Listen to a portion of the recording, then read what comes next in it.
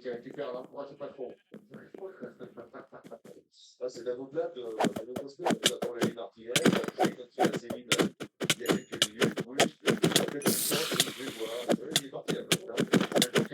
Mais ceci dit, moi, je comprends, hein, c'est difficile quand t'es grimpeur, il faut un chrono comme ça, de se dire, ouais, je peux faire 30 km. En plus, avec le maillot des grimpeurs sur le dos, alors, faut se tester, ça sera de tranchant, parce que si aujourd'hui il le fait à fond et que on va dire que c'était déjà une journée un peu compliquée pour lui, si aujourd'hui il le fait à fond et qu'il ne récupère pas très bien pour demain, on l'a dit tout à l'heure, demain c'est une grosse journée pour le maillot, quoi. 55 points, c'est pas distribué. Pour Lenny Martinez, et derrière Lenny Martinez, là, on va retrouver on accueille avec plaisir notre envoyé spécial de la course. C'est Benoît Doron qui a le privilège de suivre Lenny. Bonjour, mon cher Benoît. Bonjour à tous, bonjour à toutes et à tous. Et bien, comme d'habitude, ravi de vous retrouver pour cette moto pour suivre Luc Martinez qui, effectivement, est parti à bloc et qui a une certaine capacité à se concentrer seulement au moment où il le faut, parce que plus il est encore avant, il est en train de donner des petits signes de la tête et des sourires au public, et même aller donner quelques petits cookies au public 3 minutes avant son départ. Donc, c'est vous dire s'il était détendu. Un petit mot technique aussi sur le vélo de Lenny Martinez. Vous l'avez vu à l'image, Lenny Martinez n'a pas son vélo blanc habituel, donc oui. C'est un vélo, normalement, on va dire classique comme lors des tests normales. Et tout droit, vous voyez, c'est un gain, normalement, on va dire de poids, parce que c'est juste du gagné sur le noir et pas de peinture. C'est quand même quasiment 200 grammes de gagné pour un chrono. Voilà pourquoi c'est ce vélo noir, qui a aussi reçu quelques petites adaptations pour le chrono, mais on n'a pas voulu nous en faire beaucoup plus sur cette adaptation du côté de la baraque Victorious. En tout cas, ce qui est sûr, c'est que c'est un Luc Martinez très motivé qui aime cet exercice qui le pose. Donc oui, on en parlait encore ce matin avec Thomas Vauclair au petit déjeuner.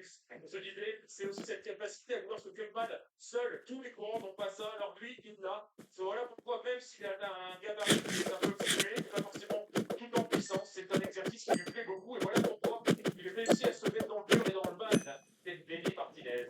Et Benoît, on n'a pas eu le temps de le voir à l'image. Est-ce qu'il a pris un bidon, Lenny Martinez?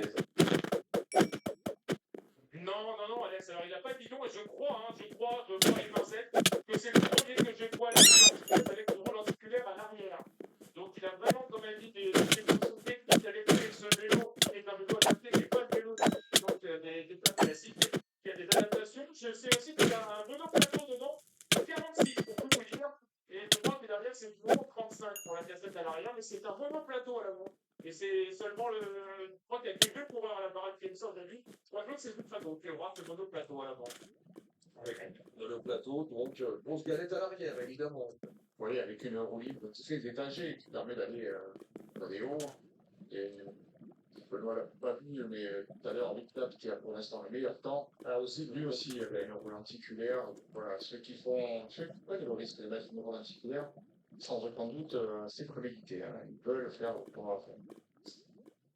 C'est pas pour traîner une remorque, hein.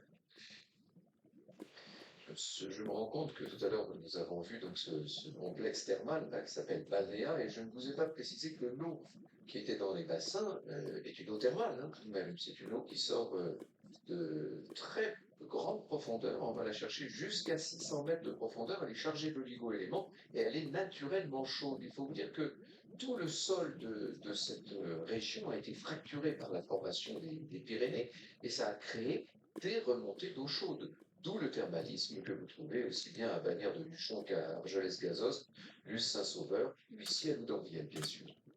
Je le précise parce qu'on aurait pu croire qu'après tout c'était une simple piscine. Non, c'est de l'eau chaude mais qui remonte de loin avec des oligo-éléments.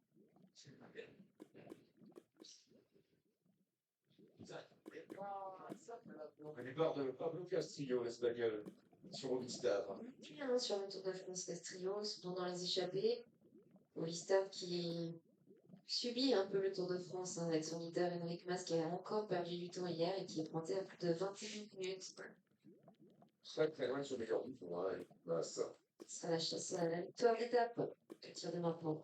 Pourtant, avec Mas, il avait fait l'encontre de tour parfaite, hein. Il a Oui. fait la première bordure le premier jour, il a traversé ces étapes du Nord et même la Normandie en étant plutôt pas mal, et ça s'est dégradé ensuite pour nous.